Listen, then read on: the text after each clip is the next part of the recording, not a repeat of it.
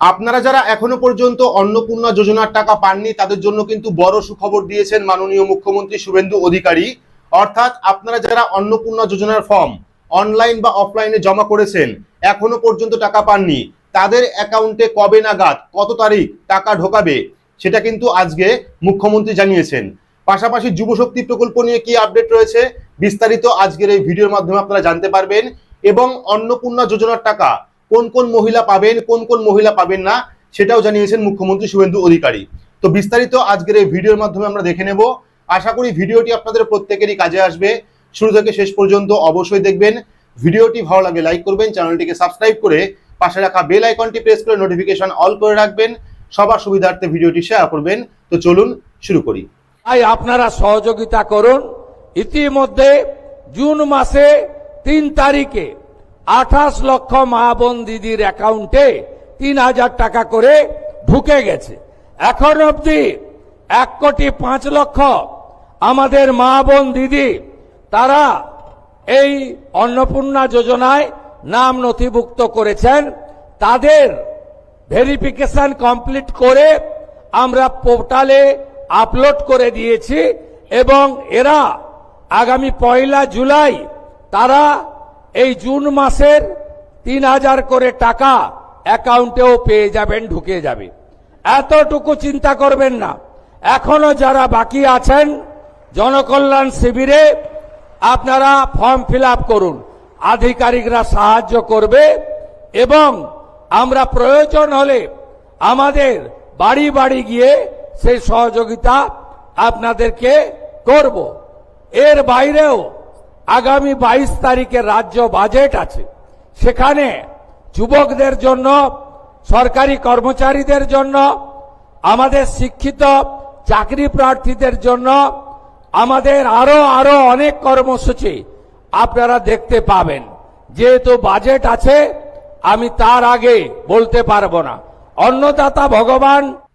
তো ভিডিও দেখে আশা করি বুঝতেই পারলেন মাননীয় মুখ্যমন্ত্রী শুভেন্দু অধিকারী জানিয়েছেন আগামী 1 জুলাই, মনে রাখবেন আগামী 1 জুলাই যে সমস্ত মহিলা অন্নপূর্ণা যোজনার টাকা পাননি, যারা অনলাইন বা অফলাইন আবেদন করেছেন কিন্তু টাকা পাননি, তারা কিন্তু 1 জুলাইয়ে এই জুন মাসের টাকা পেয়ে যাবেন। 1 কোটির বেশি মহিলা কিন্তু ইতিমধ্যেই অনলাইনে নথিভুক্ত হয়ে গেছে, পোর্টালে কিন্তু নাম উঠে গেছে। তারা 1 জুলাই কিন্তু জুন মাসের এই 3000 টাকা পেয়ে যাবেন। পাশাপাশি যুবশক্তি প্রকল্প নিয়েও আপডেট দিয়েছে। কি আপডেট দিয়েছে সেটাও দেখাবো এবং কোন কোন মহিলা এই অন্নপূর্ণা যোজনার টাকা পাবেন, কোন কোন মহিলা পাবেন না সেটাও কিন্তু তিনি আজকে জানিয়েছেন। তো এখানে আপনারা দেখতে পাচ্ছেন অন্নপূর্ণা যোজনা নিয়ে বড় ঘোষণা করলেন পশ্চিমবঙ্গের মুখ্যমন্ত্রী শুভেন্দু অধিকারী। তিনি জানালেন অন্নপূর্ণা যোজনার টাকা পেতে নতুন করে ফর্ম ফিল আপ করার কারণ হলো তৃণমূল আমলে লক্ষ্মীর ভান্ডারে ভুরি ভুরি দুর্নীতি হয়েছে।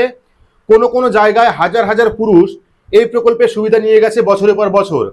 মুর্শিদাবাদ থেকে নদিয়ার কৃষ্ণনগরে কিভাবে লক্ষ্মীর ভান্ডারের টাকা লুট হয়েছে তা উল্লেখ করেছেন তিনি। এছাড়াও অভারতীয় অনুপ্রবেশকারীরাও অনেকে কিন্তু তৃণমূল আমলে এই লক্ষ্মীর ভান্ডার প্রকল্পের টাকা পেয়েছেন। এমন বহু অভিযোগ সামনে আসায় অন্নপূর্ণা ভান্ডার বা অন্নপূর্ণা যোজনার সুবিধাভোগীদের বাছাইয়ের ক্ষেত্রে অনেক কড়াকড়ি কিন্তু করা হয়েছে। শুভেন্দু অধিকারী আজ জানান জুন মাসের 3 তারিখ অবধি পাওয়া তথ্য বলছে 28 লক্ষ মহিলা কিন্তু ইতিমধ্যেই এই অন্নপূর্ণা যোজনার টাকা পেয়েছেন। 28 লক্ষ মহিলা 3 জুন পর্যন্ত এই টাকা পেয়েছেন। এখনো পর্যন্ত প্রায় 1,05,00,000 মহিলা এই প্রকল্পে আবেদন করেছেন, নামও কিন্তু নথিভুক্ত হয়ে গেছে। তাদের ভেরিফিকেশন কমপ্লিট করে পোর্টালে কিন্তু নামও উঠে গেছে। অর্থাৎ ইতিমধ্যেই কিন্তু 1,05,00,000 মহিলার নাম ভেরিফিকেশন হয়ে গেছে, পোর্টালে নামও উঠে গেছে। তারা কিন্তু জুলাই মাসের 1 তারিখে জুন মাসের 3000 টাকা ব্যাংক অ্যাকাউন্টে পাবেন, এটাই তিনি আজকে জানিয়েছেন। তিনি আরো বলেন অন্নপূর্ণা যোজনার আবেদনপত্র পূরণে সাধারণ মানুষকে সহায়তা করবেন সরকারি আধিকারিকরা। পাশাপাশি আগামী 22 তারিখ অর্থাৎ আগামী 22 তারিখ কিন্তু রাজ্য বাজেটে বেকার যুবক যুবতী অর্থাৎ বেকার যুবক যুবতী মানে যুবশক্তি প্রকল্প এবং কৃষকদের জন্য একাধিক নতুন কর্মসূচি ঘোষণা করা হতে পারে বলে ইঙ্গিত দেন মুখ্যমন্ত্রী শুভেন্দু অধিকারী। তো আশা করি বুঝতেই পারলেন আগামী 1 জুলাই থেকে যে সমস্ত মহিলারা অন্নপূর্ণা যোজনার টাকা পাননি তাদের কিন্তু জুলাই মাসের 1 তারিখে এই জুন মাসের 3000 টাকা অ্যাকাউন্টে ঢুকবে।